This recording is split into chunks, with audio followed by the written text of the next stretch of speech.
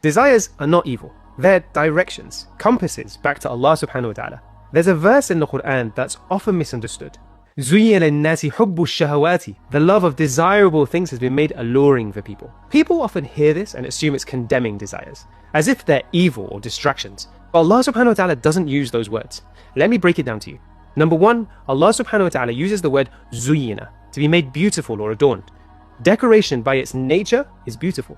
Allah subhanahu wa ta'ala could have labeled these as tests, traps, or evil, yet He doesn't. He chooses the language of beauty as decoration, showing that these things themselves aren't being condemned. Number two, Allah subhanahu wa ta'ala isn't criticizing desires. He's in fact praising them. Why? Because decorations make something plain look desirable. They add beauty, adorning what might otherwise feel dull and lifeless. In fact, He's gone to the effort to decorate this world for us so we can enjoy it through the tests. Just like when a person decorates their home for a loved one. Just don't be deceived by the cover. Always remember the true nature and purpose of this world. Number three, notice what's actually being criticized. Not shahawat, desires, but hubbu shahawat, the love of desires. Desires can actually be wholesome, but being ruled by them isn't. The issue isn't chasing desires. The issue is when chasing desires becomes the objective. Number four, Allah subhanahu wa ta'ala calls these things mata', a word that means provisions that you benefit from, enjoy, and use, but they're temporary in nature. He's telling us that we use these desires to take us somewhere, like provisions. They're not filthy nor forbidden by default, but they must be directed, and they are limited. They belong to this hayated dunya, this lower, lesser life, a preview of the greater pleasures that lie with Allah subhanahu wa ta'ala.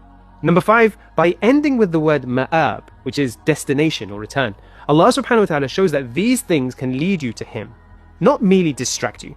They become misdirections only when pursued for their own sake, like pointing at the moon and the fool only sees the finger.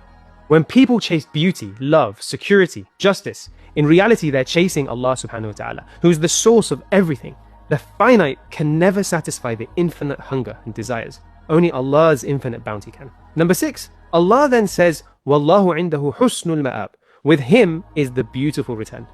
Allah subhanahu wa ta'ala draws a direct similarity between desires and Himself. If these desires were evil or filthy, He would not frame it in this way. That contrast shows there's enjoyment and beauty here. But with Allah subhanahu wa ta'ala is what's greater, purer, and lasting. Number seven, Allah subhanahu wa ta'ala doesn't say He's the only destination, but He is the truly beneficial one.